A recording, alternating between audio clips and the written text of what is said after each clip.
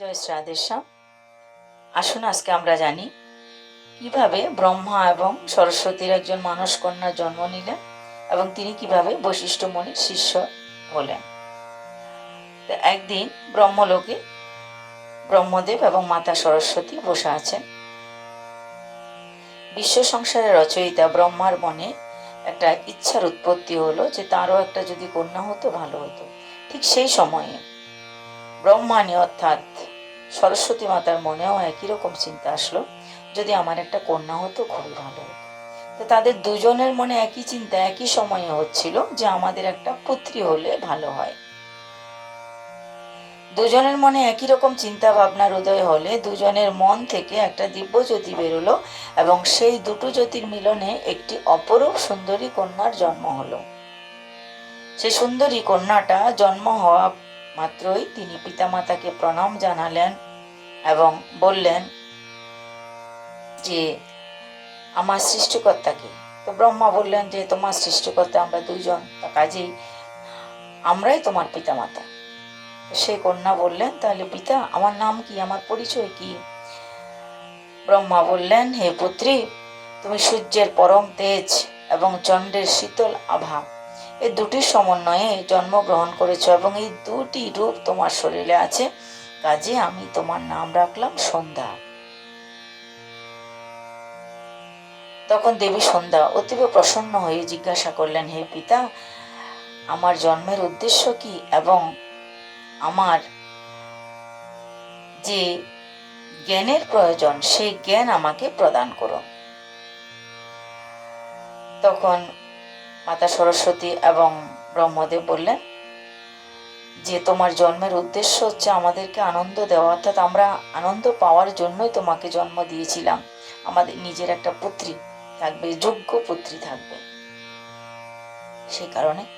আর জ্ঞান জ্ঞান তো তোমার মধ্যে আছে, জ্ঞান তোমার মধ্যে আছে, তোমার আলাদা জ্ঞানের প্রয়োজন নেই, তোমাকে জ্ঞান দিতে হবে না, কারণ জন্ম হওয়ার সঙ্গে সঙ্গে তোমার শরীরে জ্ঞানের উৎপত্তি হয়েছে। মাতা সরস্বতী বললেন হে পুত্রী, তোমার ভিতরে জ্ঞান তো আছে, কিন্তু সে জ্ঞানকে জাগরিত করে তুলতে হবে। আমাদের প্রত্যেকের ভিতরে জ্ঞান থাকে, সে জ্ঞানটাকে জাগিয়ে তুলতে হবে। তো সে জ্ঞানটা কে জাগিয়ে তোলে? শ্রী গুরুদেব জাগিয়ে তোলেন। তো দেবী সরস্বতীও তাই বললেন যে পুত্রী তোমাকে গুরুকরণ করতে হবে। তুমি যখন গুরুকরণ করবে, কারো শিষ্যা হবে, তোমার শ্রী গুরুদেব তোমাকে সেই জ্ঞানগুলা প্রদান করবেন। সেই জ্ঞান যেটা তোমার ভিতরে আছে সেটাকে জাগিয়ে তুলে আবার তোমাকে সেই জ্ঞানের সঙ্গে নতুন করে পরিচিত করাবেন। তাই তোমার গুরুকরণ করতে হবে। দেবী সন্ধ্যা তখন জিজ্ঞাসা করলেন হে মাতা, তাহলে আমি কার কাছ থেকে দীক্ষা নেব? কি আমার গুরুদেব, তার নাম কি, তার পরিচয় কি, কোথায় গেলে আমি গুরুদেব পাবো? তিনি কি আমাকে গুরু শিষ্যা হিসাবে স্বীকার করবেন আমার গুরুদেব? ব্রহ্মদেব বললেন হে পুত্রী, শিষ্য যেমন উপযুক্ত যোগ্য শিষ্যা চাই, শিষ্য যেমন তার উপযুক্ত গুরুদেব চাই, তেমনি শিষ্য চায় গুরুদেব আর গুরুদেবও চায় শিষ্য, অর্থাৎ দুজন দুজনের পরিপূরক। তাই তুমি যেরকম উত্তম গুরুদেব খোঁজ করবে, তেমনি গুরুদেব উত্তম শিষ্যা খোঁজ করবে। তাই আমার আশীর্বাদে তুমি গুরুদেবকে খোঁজার জন্য যাও। বিভিন্ন স্থান খোঁজার পর তুমি নিশ্চয় এমন একটা স্থান পাবে যেখানে গেলে তোমার নিজেরই মনে হবে যে এই জায়গায় আমি গুরুদেব পাবো, আর তাকে দেখলেই তুমি বুঝে যাবে ইনি তোমার গুরুদেব। আর সেই গুরুদেব অবশ্যই তোমার শিক্ষা দেবেন, তোমার ভিতরে জাগরিত হয়ে যাবে তোমার গুরুদেবের কথা।